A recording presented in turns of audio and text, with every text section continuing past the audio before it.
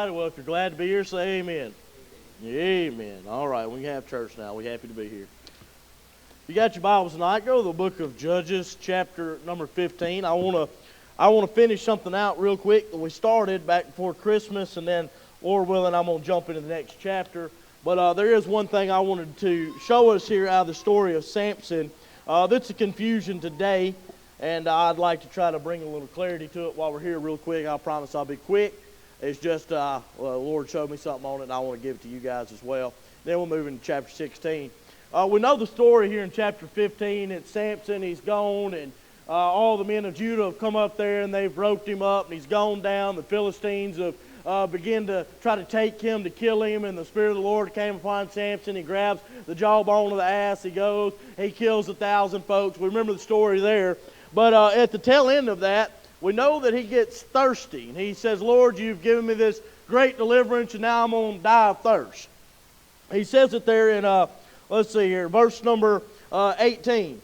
And he was sore athirst and called on the Lord and said, Thou hast given this great deliverance in the hand of thy servant, and now shall I die for thirst and fall into the hand of the uncircumcised. But God clave an hollow place that was in the jaw, and there came water thereout. So I know in the story of Samson how the Lord is delivered, and he's used the jawbone of an animal there, a donkey of an ass there, to deliver him and be the weapon that's used. But there's a confusion today on where the water came from. And I just figured while I was here, I'd try to clear that up just a little bit. There's a confusion on where the water came from. Did it come out of the physical jawbone? And there's a camp today that believes that it did not come out of the physical jawbone, but actually came out of the rock there next to it that has the same name that is the word for jawbone. And as I was studying and reading commentaries on this to preach it, and of course I didn't get done with it. That seems to be a theme around here now. I don't get done with nothing anymore. But when I was trying to preach it, couldn't get done with it, I got to this point studying on it and looking and seeing. And just to keep from there being any confusion, I want to draw attention to the word jaw and jawbone. If you look them up there in the Hebrew, you'll find that it is Strong's number H3895. They're the same word here. It means to be soft, the cheek, hence the jawbone, the cheekbone or the jawbone. That's what that word means in Hebrew. And then it goes on a little bit longer there, and it talks about this place that's in the jawbone there. It says he clave out that hollow place. That hollow place is H4388, meaning a mortar. Not mortar as in brick mortar, and that's where the confusion comes in a lot of times. They think mortar of a stone wall or something like that, but it's mortar like a mortar and a pestle that you would use to grind something up to make medicine in. It's a hollow place. So it's the mortar there that they would grind that in. It's an analogy for a socket of a tooth, a hollow place. And this alongside the fact here that he took the jawbone, and what did he say that he did with it there in verse 17? He made an end of speaking here. He just killed 1,000 folks. He cast away the jawbone out of his hand. Same word there that's used where water come out of the jawbone. So if we want to be of the opinion tonight that it came out of the side of the cliff there and it was some type of well that sprung up, then that means Samson threw a whole mountain away that was eventually going to be the well there. So I just want to clear that up tonight. We've been to Branson to the Sight and Sound play a few times, and I've seen Samson twice up there. And that was one of the things about the play that I didn't care for at the end. After everything was said and done and he finished killing everybody, they had water come shooting out of the rock wall there in the middle of the Sight and Sound thing. And I'm like, how in the world do you mess that up? But that's how you mess it up, apparently, when you look at it and folks are confused on what that word means. But I just wanted to clear up there if you were to ever come across somebody that tries to tell you that didn't actually come out of the jawbone. It really did. The Lord took something that Samson had already used, thought he had used it up, and went back, and what do you know? There's some more good for it to do. A lot of times I've found that's the way the Word of God is too, is it not? Every time you think you've exhausted it, every time you think you've heard every sermon there is to hear about Psalms 23 or about John 3:16 or how many times you heard David and Goliath preach, you think there's nothing left in the text, and all of a sudden here comes somebody else and they give you something else out of it, and that's just the way the Lord is. He makes some more when we need some more there. Well, let's go on into chapter number 16 here, and with the Lord's help, I want to preach on the thought of falling asleep in dangerous places. Falling asleep in dangerous places. You see, I told you, and I know it's been a few weeks ago now, The story of Samson is not what we would call a great happy ending type story. We called it a tragedy. And it really is a tragedy. We want to call Samson the superhero of the Bible. You talk to little kids, and that's one of the stories they remember out of Sunday school. Who's the strongest man in the Bible? Samson, Samson. Why is he strong? It's his hair. Don't cut his hair and he'll stay strong. Everybody knows the story of Samson. Everybody talks about how strong he is and how that he's a great warrior and all these wonderful things. But the story of Samson is not a happy one. It's a tragedy in the way that he ends out. And he gets himself into a lot of pickles here. Y'all remember when we began to preach on him, we talked about his wedding and how that everything went sideways at his wedding. And he lost the bet, and he lost his wife, and he lost his friend, and he lost all these things. What got him in trouble? He went down there and he saw a woman of the Philistines, and he fell for her. And then in chapter 16, you're going to find he's going to continue this same theme here. In verse number 1, it says, Then went Samson to Gaza and saw there a harlot, and went in unto her. And it was told the Gazites, saying, Samson is come hither. And they compassed him in, and laid wait for him all night in the gate of the city. And were quiet all the night, saying, In the morning, when it is day, we shall kill him. Samson lay till midnight, arose at midnight, took the doors and the gate of the city and the 2 posts, and went away with them, bar and all, and put them upon his shoulders, and carried them up to the top of the hill that is before Hebron. And it came to pass afterward that he loved a woman in the valley of Sorek, whose name was Delilah. I said I was going to preach on falling asleep in dangerous places. Samson has a way of getting himself into a pickle where everybody on the outside can look at it and say, Don't do that, Samson. That's a bad idea, Samson. Don't fall for that. Don't put yourself in that situation. Isn't it amazing every time we watch a movie, we've never seen it before, but we know when something bad's about to happen, and we want to say, Don't do that. Don't go in there. I don't know if y'all remember that or not, but there was a commercial that went around a few years ago, and it was talking about how people in horror movies don't make any sense. I don't know if y'all remember that commercial or not. But they're sitting there and they're running from the killer or whatever in that commercial. And they say, What are we going to do? And the girl's like, Why don't we get in the running car and leave? And everybody looks and says, Are you crazy? Let's go hide in the creepy garage behind the chainsaws. I don't know if y'all remember that commercial or not. But anyways, they're like, That makes no sense. Why would you do that? When I'm sitting here and I'm reading the story of Samson, all I can think to myself is, Samson, you have got to know this is a bad idea. You have got to be able to look at this and say, This is not going to work out. You went down to the Philistines. You fell for a woman of the Philistines. She traded you out. She betrayed you, stabbed you in the back. She made you leave there, and she was cost him the 30 changes of the garment and all those things there. He lost the bet. He goes home mad. He comes back, says, I'm ready to make right, but his wife has been given to his friend who wasn't really his friend. So he's already had woman troubles once there. And then he goes on, and let's go down to the city of Gaza. Anybody know what was significant about the city of Gaza in the Word of God? Anybody remember? Who owned the city? I'm not asking for a name. What nation did Gaza belong to? Not Israel. Philistines. It was a Philistine city. It's one of the main ones. This is a big one. This is one where the lords were. This is a bad place for an Israelite, especially somebody who's done made a habit of going and killing Philistines here to go and try to set up shop. But this sounds like a great idea to Samson. Let's not only go into enemy territory, into Gaza at the foot of the throne, so to speak, and rub it in their face that I'm still walking around. Let's not only go to Gaza here, but let's go find us a harlot. That's a pretty bad idea too, Samson. And not only that, but let's go take her and stay in the city and fall asleep on the doorstep of my enemy and see what happens. Anybody can look at that and say, Samson, this is a terrible idea. This is not going to work out very well for you at all. We was at the house today, and I got a sausage stuffer, and we was trying to make some snack sticks out of one of the deer that I've killed. And Nate decided that he wanted to pull one of Darn's little chairs up and climb up and stand on it in the middle of the tile-floored kitchen. And as soon as he did it, me and Sammy, both of our hands are dirty. There ain't nothing we can do here. And we're just looking at him like, this is a bad idea. This ain't going to work out real good. This is the end bad because he's about to kiss the tile, and it's not going to be good for us. So we finally stopped and get him down. But we could look at it and know this ain't going to end right. It ain't going to end well. You've got to be looking at the story of Samson thinking at this point, boy, this ain't going to end well. This ain't going to work out too good for you, Samson. But we'll go and we'll do it anyways. And of course we know the Philistines there, they lay a trap for him at the gate of the city. And all because of the Lord and what he's done for him, Samson was able to not only get out of the house, but get to the city gate, take the post, take the bar, take the hinges, take the paint, take everything there is on them doors, those gates, and he carries them off and sets them on top of a hill. Don't know how they slept through that, don't know how they missed that, but that's just God for you. But he's put himself in a dangerous place there. So he's already got one strike with his wife. He's got a strike here with a harlot, and now all of a sudden we go and fall in love with a woman named Delilah. This has got to be a bad idea, Samson. We're all looking at this thinking there's no way that this is going to work out for you, Samson.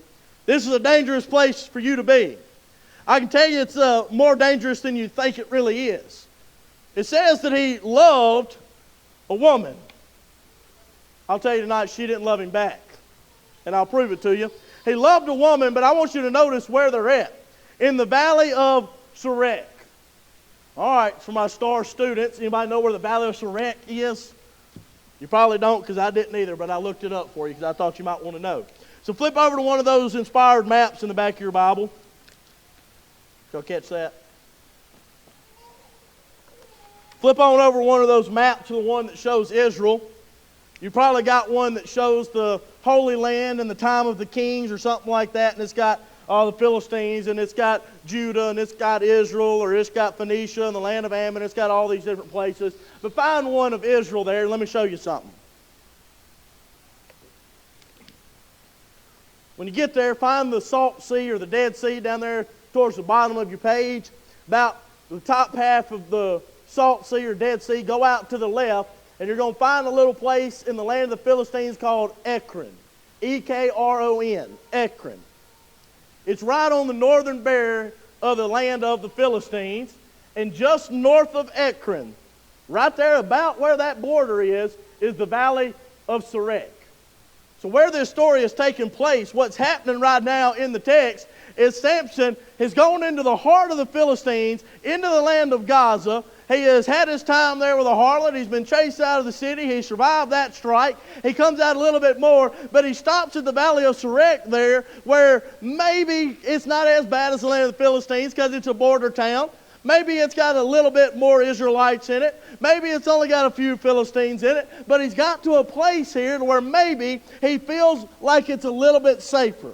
It's a place that doesn't feel as bad as Gaza, but I want to tell you it's still got some hidden dangers. The Valley of Sorek has got some people that can't be trusted. Let me prove it to you. Her name's Delilah. There's one in the text right there. There's already one there that he can't trust. It's a place that's got people that you can't trust. It's a place that will lull you into a false sense of security to make you drop your guard. He needs to be careful when he's in the Valley of Sorek. He needs to be down here to where there's good parts of town, there's good people in town, but there's bad parts and bad people as well. It's a place where not everything is as it seems. It's a place where we do need to spend time being vigilant and paying attention to what's going on. He might not thought he was in the land of the Philistines anymore, but who in the world is about to come and wreak havoc in his life once again? The lords of the Philistines. Verse number 5. The lords of the Philistines came up unto her. He might have thought that he was far enough away from Gaza to be safe from the hand of the Philistines, but he wasn't. He was in a place there where the borders met. Can I put it to you this way? He was at the fence. He was at the fence between a good land and a bad land. And a lot of folks think being on the fence is not that bad of a place to be, but I tell you, it's a dangerous place to lower your guard and fall asleep. And that's exactly what Samson is about to do. He's in a dangerous place to fall asleep in the Valley of Sorek, a place where there are dangers, and you might not see them all the time. You might not realize it, but they're there. Samson survived Gaza, did he not? Samson survived when he tied the tails of those foxes together and leashed them out. He survived all the things that happened to him in his life. But what got Samson captured? The Valley of Sorek. Being on the fence. He got to a place where he thought he was okay, that he could get comfortable here and things would be just fine. I'd like to tell you tonight that there's a lot of folks, and I've been one of these at times in my life, where we get to a place where we think everything is good and we're riding the fence and we get complacent and we fall asleep spiritually speaking, and if we're not careful, we'll end up falling into a trap that we didn't even know was laid for us. I heard a preacher preach one time on playing on slippery slopes. A great sermon. I can't remember what text he used, but I remember the message of it. He was talking about, as Christians, we go and we'll put ourselves in some situations and we'll flirt with sin and we'll flirt with the world and we'll flirt with things that we ought not be around, and we'll act like it's not going to get us. We'll act like we're not ever going to slip and fall. Have you ever seen them goats that'll stand up on the side of a rock mountain, be standing on a ledge that ain't but a 1/4 inch wide or something like that, and you're sitting there watching, just waiting for one of them to fall because you know it's got to happen eventually? I believe there's a lot of Christians, and I've been one of them myself, that stand in some places that are dangerous for us, and we're one false step away from slipping and falling off into something we ain't got no business being a part of. Really. I absolutely do believe that. I believe we get comfortable around things of the world. I believe we get comfortable around things of sin that we shouldn't be around. I believe we get used to them, and then we begin to make excuse for them.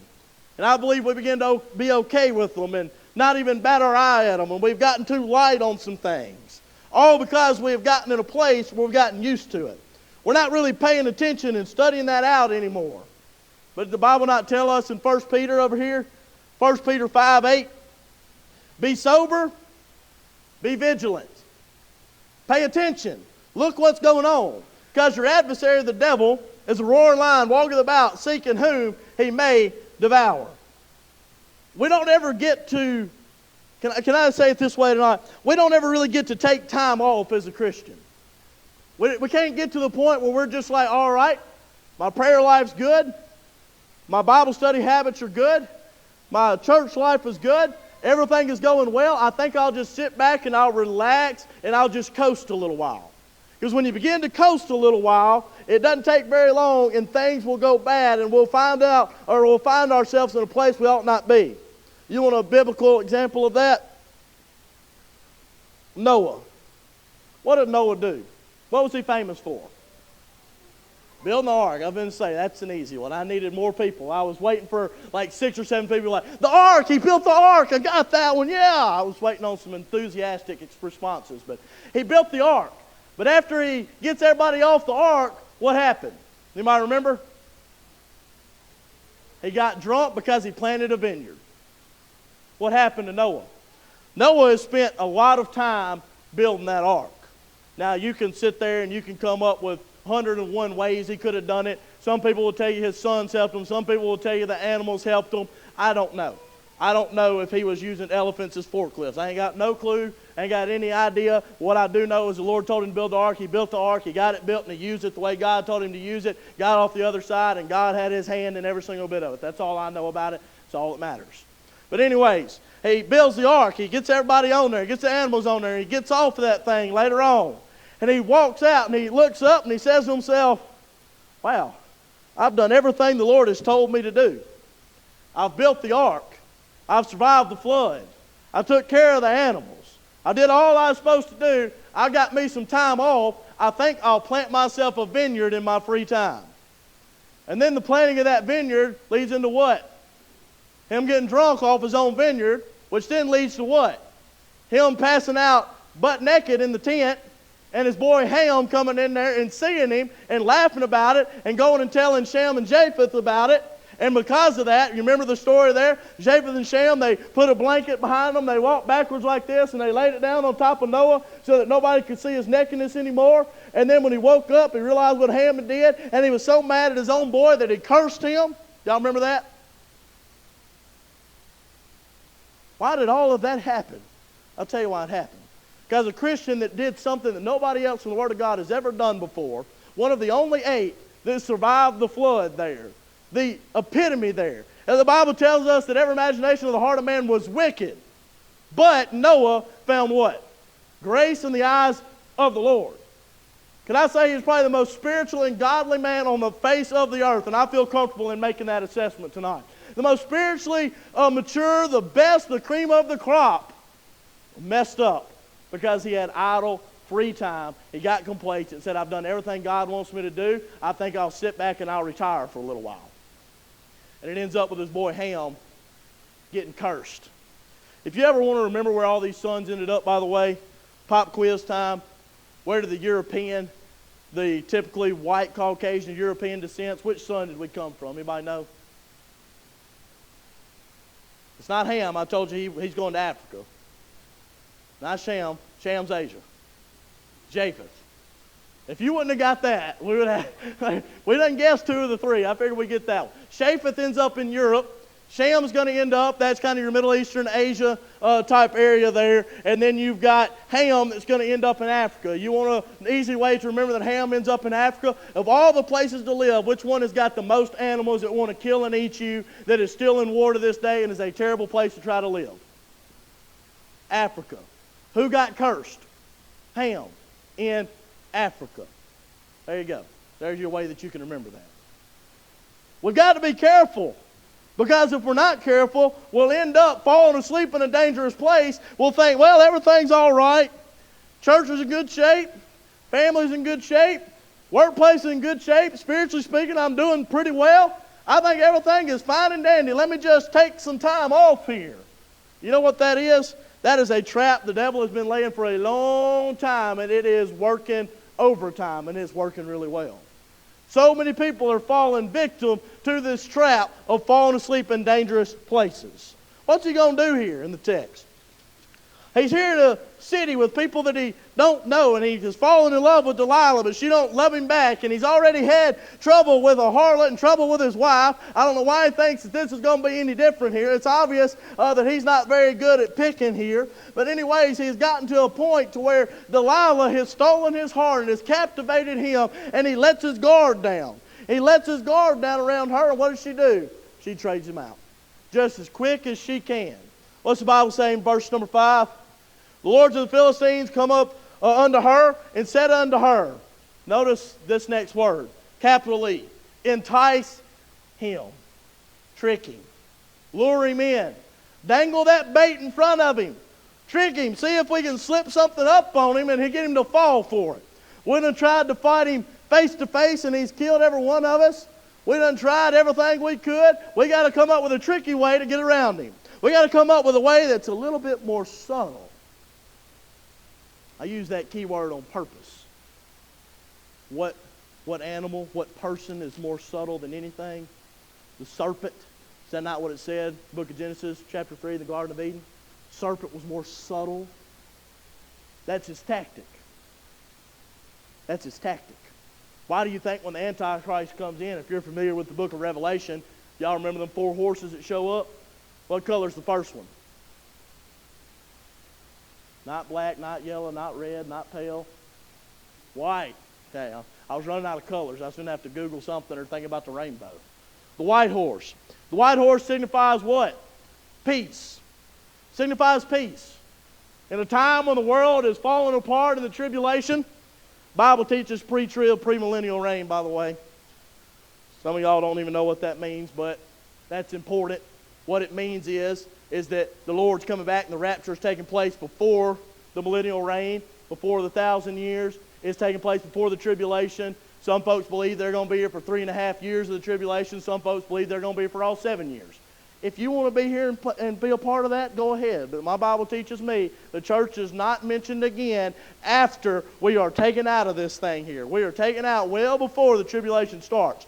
But anyways, the man on the white horse, the Antichrist, when the whole world is in disarray because of the tribulation and everything is going crazy, can you imagine the chaos that's going to ensue? One of these days, the trumpet of the Lord is going to sound. He's going to descend in the east, come back and pick us all up. Everybody's going to look around, and we all going to be floating up. I don't know if they're going to see us float up. I don't know if it's going to be like that. I really don't know. The Bible says in the twinkling of an eye. I don't know if that means we're going to be gone in the twinkling of an eye, or a twinkling of an eye, he's going to show up to get us. I don't know. But anyways, we're going to be leaving this thing, and folks are going to look around. They're going to be like, where'd they go? Where'd everybody go? They ain't here no more. And when they look around, they're going to look to somebody to try to fix the chaos. They're going to need somebody to step into that role. Who is that person? The Bible teaches that person is going to be the Antichrist, the man on the white horse, coming as a man of peace. He's going to spend the first 3.5 years of the tribulation as a man of peace, leading the world, trying to bring everybody together, trying to fix the madness and the chaos that is going on. And then at the halfway part of the tribulation there, that 3.5 years, things are about to change. He's going to flip the script, and he's going to show us true colors. And that's when he's going to begin to show everybody that he is the Antichrist. I don't even know where I was going with all that. Felt good preaching it, though. We're falling asleep. Folks are falling asleep, just like the Antichrist is going to come in as a man of peace. The devil uses his subtleness. He didn't take the Antichrist, put him on the scene, and immediately say, hey, I'm the devil's poster boy, everybody follow me. He snuck him in as a man of peace until everybody's going to fall in love with him. He's going to be the one ruling everything, and folks are going to love that. They're not going to be fighting against that. They're going to be on board with it because they're going to walk right into that trap. The Bible tells us that even the very elect, if it were possible, could be tripped up and confused and fall the way the things are going to be in the days of the tribulation. Wow. I can tell we're going to have to preach Revelation sometime. We're going to have to look at some of that stuff. But the Bible is slap full, time and time and time and time and time again, of folks that were doing good, and all of a sudden they have gotten complacent. They have gotten to the point where they think they've done enough. Let's just lay out. Let's just quit. Let's just slow down. Let's just take a little break. Let's fall asleep. But where they're falling asleep is in some dangerous places, because they just need one thing to happen that will cascade and send them on a downward spiral with their life. Samson is there. Y'all remember what Delilah's fixing to do? Delilah is fixing to try to devise a way, because she wants her 1,100 pieces of silver from each one of these 5 Philistine lords. That's 5,500 pieces of silver, by the way. She wants it. And she's going to trade out Samson in order to get it. That sounds like love, don't it? It's a little one-sided. Samson loves her, she don't love him. But I noticed some things in the text here. Let me see if I can remember them here. The first thing that she is going to talk to Samson and ask Samson, she says to Samson, what can we do? Where does your great strength come from? What can we do to bind you? And what does the Bible say? So that we can afflict you. Huh? Delilah said unto Samson, verse 6, tell me, I pray thee, wherein thy great strength lieth, and wherewith thou mightest be bound to afflict thee. I don't know about y'all, but if I was in a place that was on the enemy doorstep, I'd already been done wrong by several people, and then somebody asked me what my mortal weakness is, so to speak, I'm probably going to be a little bit worried about that. That's about like somebody coming up to you and saying, I need your birthday, your address, and your bank account number. Go ahead and give me your Social Security while we're at it. Every one of us is like, no. Y'all don't need none of that. You're fixing to cause me harm with that. I feel sorry for somebody to steal my identity, because they're going to be doing it for practice. They ain't getting nothing out of it. You want some debt? Come on. Come on. Help me out on this. But no. She is taking him and straight up told him to his face, Samson, I'm curious. I want to know what I can do to tie you up, make you like a normal man, so that then I can cause you harm. When you phrase the question like that, which is what the Bible's telling, it kind of makes the story read a little different, don't it? Samson, I know you love me, and we haven't known each other very long. I know you've had bad experiences in the past, but I'm just real curious. And if you love me, you'll tell me the answer to this. What do I got to do to make you weak so that I can hurt you if I want to? If somebody asks me that, I'm looking for the door real quick. I want out of there. But not Samson. Not Samson. He says if they'll take 7 green withs. I looked up that word with. It's a vine or some type of plant matter that they have used. It's not dried out. It's still green. It's still full of sap. And they use that to tie somebody up with. That's what a green with is. But they take those 7 green withs and they tie Samson up. And of course we know Delilah. She goes, Samson, get up. The Philistines are here. They're on you, Samson. Get up. Do something about it. He jumps up, he snaps them off like they ain't ever been there before. And she goes, oh, Samson, you lied to me. I thought you loved me. But you lied to me. You told me a field. That's not really what would make you weak and make you like a normal man that I could afflict you? Samson has got to see the problem with this, right? She's already asked for his weakness. Now she's tried it out on him. But no, Samson don't care that he's in a dangerous place. Because he does something you never want to do when you're in a place that can cause you harm. Go to sleep. Go to sleep. Samson, it wasn't the 7 green withs. Tell me again, what is it now? Well, if they'll take new ropes that have never bound anything up, and they'll tie me up with new ropes, then I'll be like any normal man, and you can afflict me. It's crazy. It's crazy that he would go through this again. Not only has she already tried to wrap him up one time to make him lose his strength so that she could hurt him, but now she's asked again. And he still is crazy enough to fall asleep in the house with that woman. Not me. Not me. What's that saying? Fool me once, shame on me. Fool me twice, shame on you, or something like that. Maybe I said that backwards, I don't know. But anyway, you got to be plain dumb to go back to a place where you know they are out to hurt you, where they want you to be hurt and physically abused. They want to take your strength from you. They want to hand you over the hand of the Philistines. You know that is what is going on here. But you go back to it again. Well, it's not really 7 green withs, it's the ropes. Tie me up with the ropes. But here, I'm going to go to sleep like nothing has happened yet. Goes to sleep, she ties him up. Up, Samson, the Philistines are on you again. Boom, pops the ropes off like nothing was there. Oh, Samson, you've lied to me again. Oh, Samson, if you really loved me, you would have told me the truth, but you're just making a mock of me because you won't tell me what's really happening. Tell me what it really is. All right, Samson, we're on strike 2. What would the sensible person do at this point? I don't need to be here anymore. She is out to cause me harm. In today's term, we would call her crazy and say, we got to get out of here. She's off her meds or something. We have got to get out of this place. There's no reason for us to be anywhere near her anymore. Now, Samson decides the best thing he can do is tell her what she needs to do is braid his hair. And if she'll braid his hair for him, then he'll lose his strength. He'll be just like any other normal man.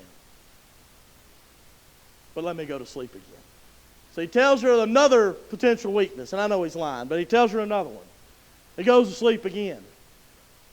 Up, Samson, the Philistines are upon you. Jumps up like nothing happened.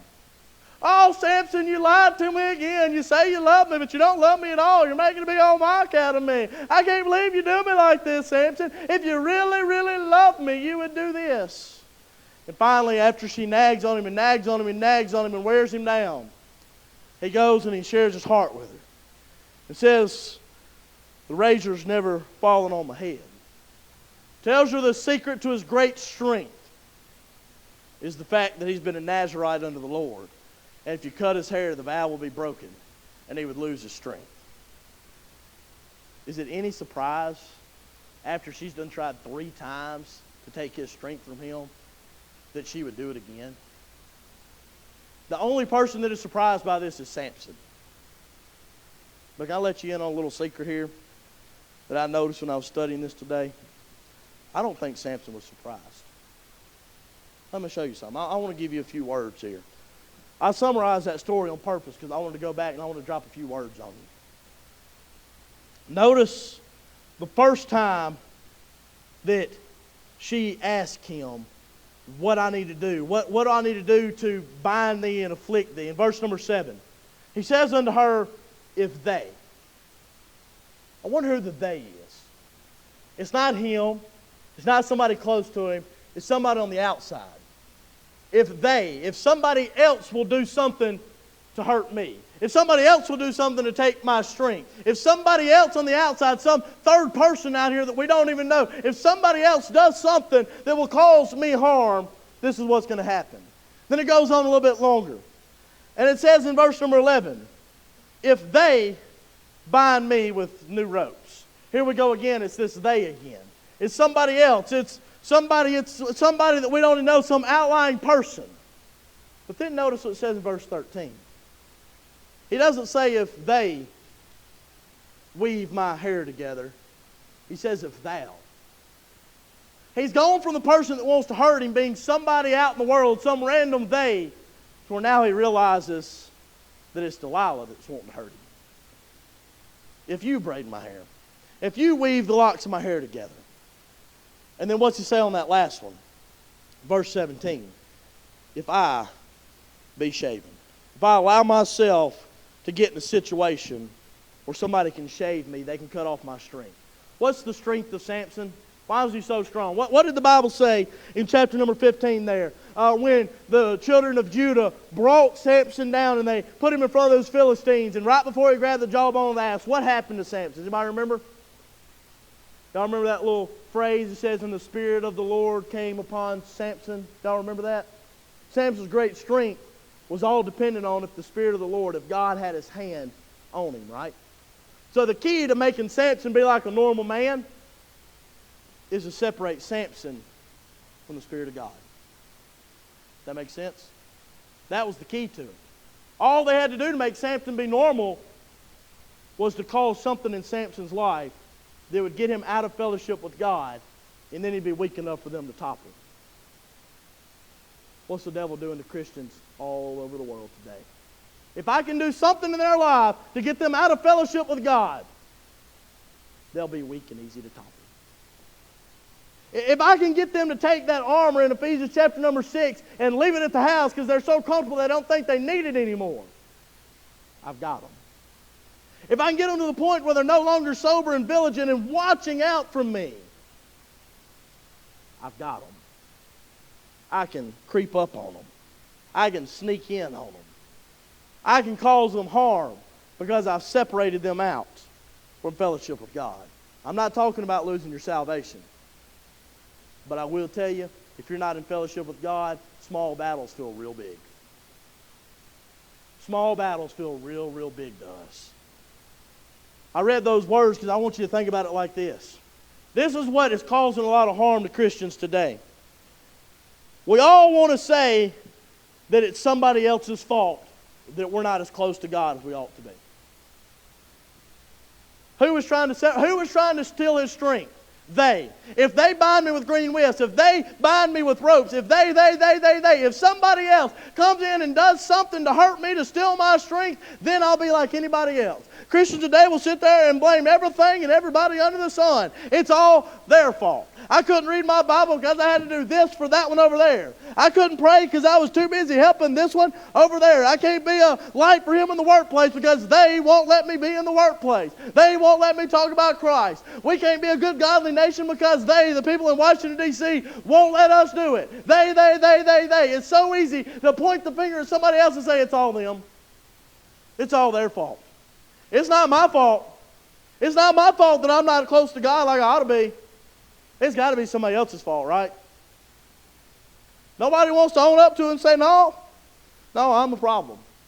I'm the reason I'm not in fellowship with God. I'm the reason I'm not as close to Him. I'm the reason I'm spiritually weak. I'm the reason that I'm not spiritually mature enough to look at the tricks of the devil and realize what he's doing. The first two times Samson says they, is in somebody else is the one doing it.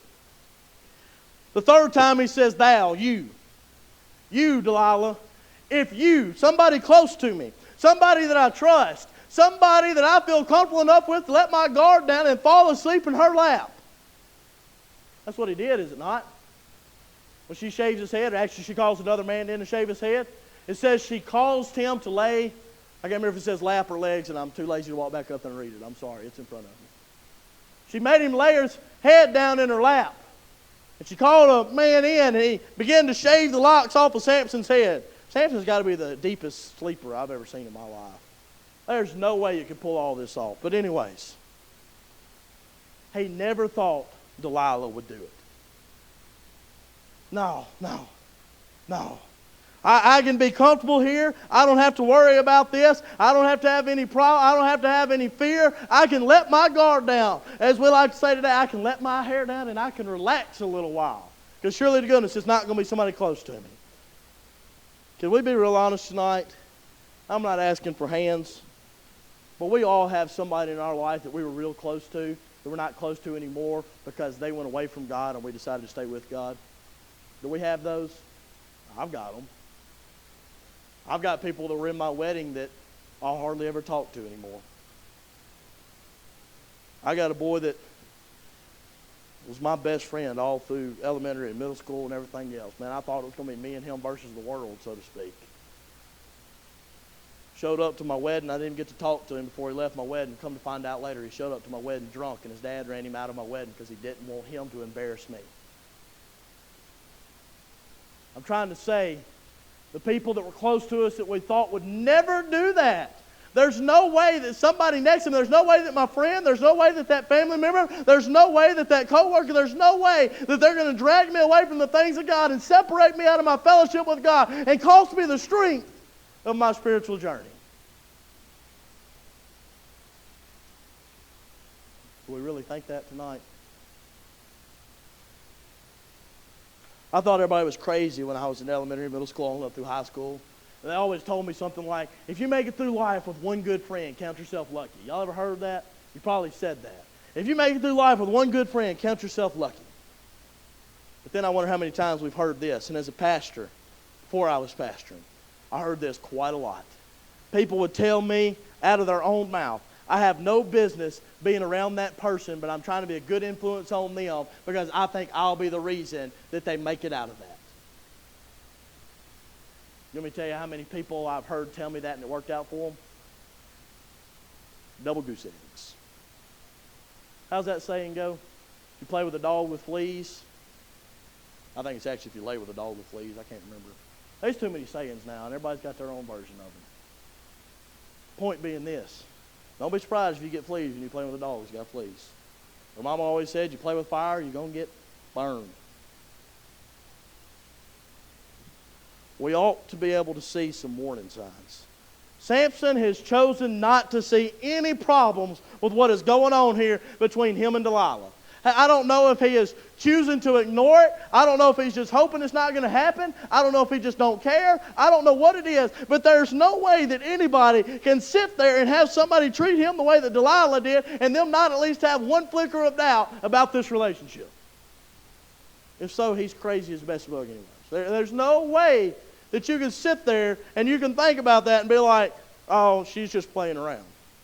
It's just a joke. Oh, it's just a joke. It's just a prank. There's so many folks today that are going out and they have this mentality. Y'all probably don't remember this. When I was in high school, a famous saying came out from a great philosopher. And that saying was YOLO.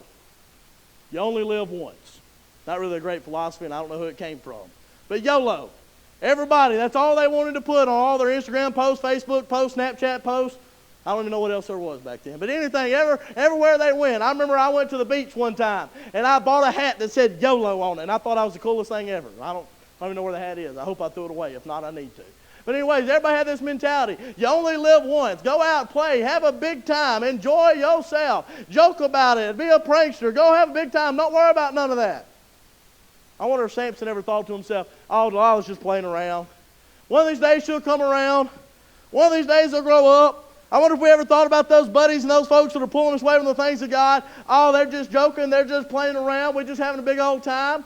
Oh, just let kids be kids. We're going to let kids be kids, and folks just play around and prank and have a big old time, and they're going to fall right on off in the pits of hell because they never realize that this thing is serious.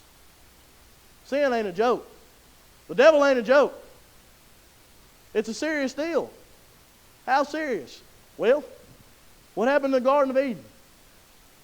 Eve is tricked, beguiled in by the serpent. She goes over there, and she thinks to herself, hey, it's just an apple, or whatever fruit it was. It's just a fruit. It wasn't just a fruit. It was a decision that would affect all of mankind. By one man, sin entered into the world. One decision. Here we are, some 6,000-ish years later, still reaping the benefits of that one decision. Samson has got to realize that where he is at right now, where he has fallen asleep and where he is letting his guard down is very dangerous ground. Christians today, we need to realize that we are walking through a battlefield that is a dangerous ground. If we weren't in a spiritual battle, then why did the Lord go through so much trouble in Ephesians 6 to tell us about all these pieces of armor to put on?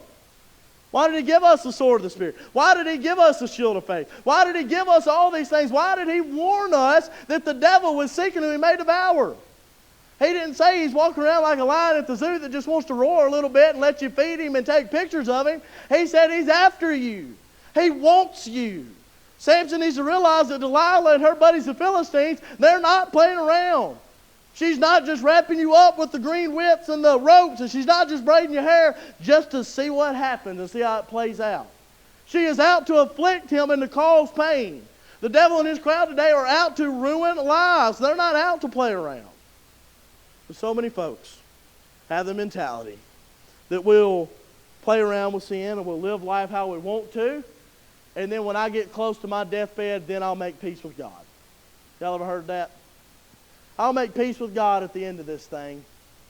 I'll just go and do whatever I want to do. I won't worry about the consequences.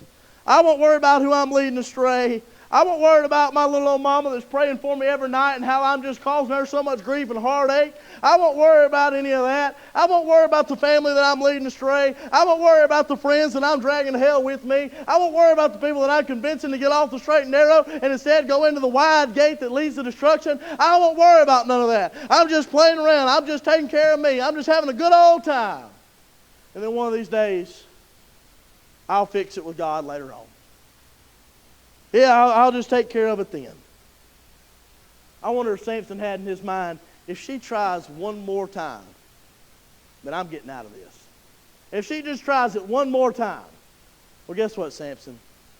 She did try it one more time, and she got you. And she got you. Y'all ever had a mouse in your house that you just can't seem to catch because he's smarter than every trap you've come up with? And then one day you finally do catch him. I wonder if that mouse went up to that trap. He said, "Ooh, I love me some cheese." And he snatched it that first time and he got away with it. He come in there that next time, he saw it again and said, "I've done it once. I'll probably get away with it again."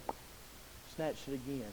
Got in a routine of snatching that cheese. Use peanut butter, it works better. But anyways, they just start snatching that stuff and getting so good at it.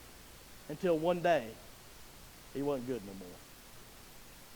There's so many folks that have lost the power of God in their lives because they're so far out of fellowship with Him, because we have gotten into some dangerous places, hanging out with the crowds we ought not to, doing things we ought not do, making empty prayers and empty promises to God. Lord, if you do this, I'll do that. Lord, I promise I'm going to do better. I promise I'm going to be a better student of your word. I promise I'm going to pray better. I promise I'm going to lead this family you've given me better. I promise I'm going to be a better spouse. I promise till we're red in the face, and then we don't live up to none of it.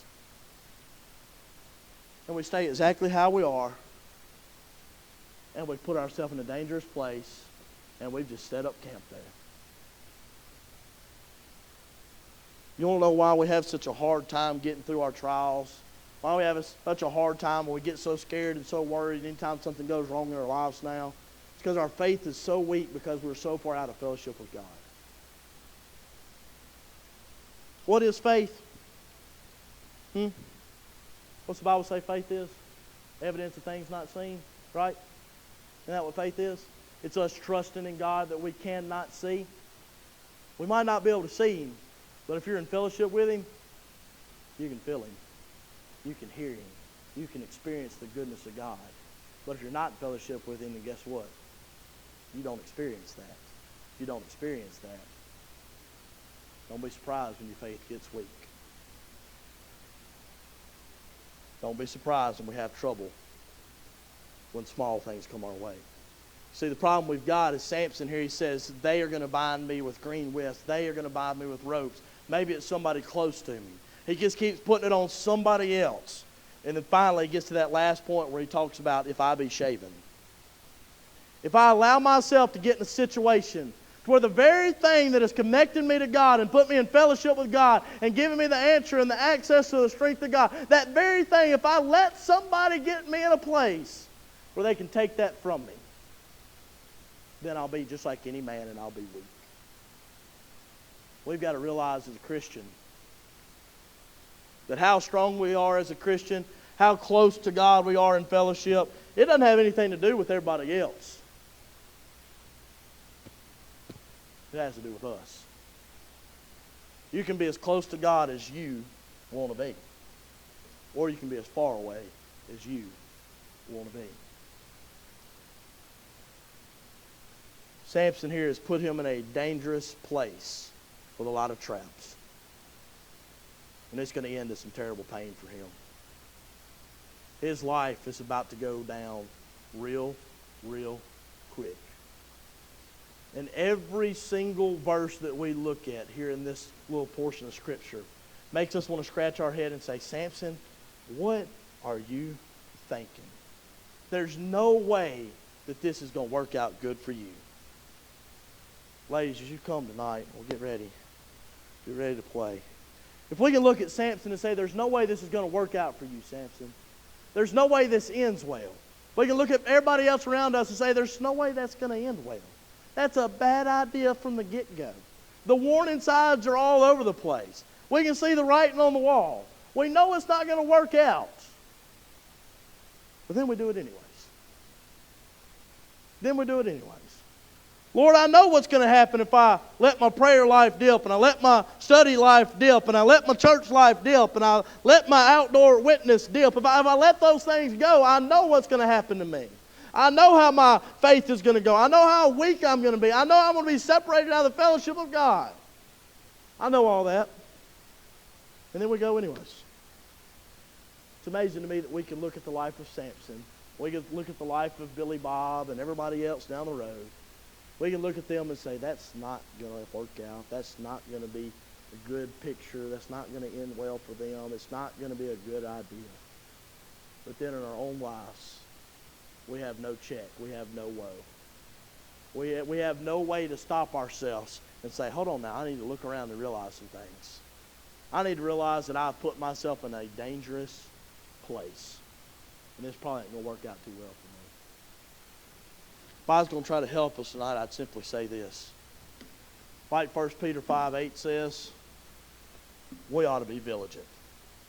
It don't take a rocket scientist to see that Samson was heading in a dark place with a lot of trouble.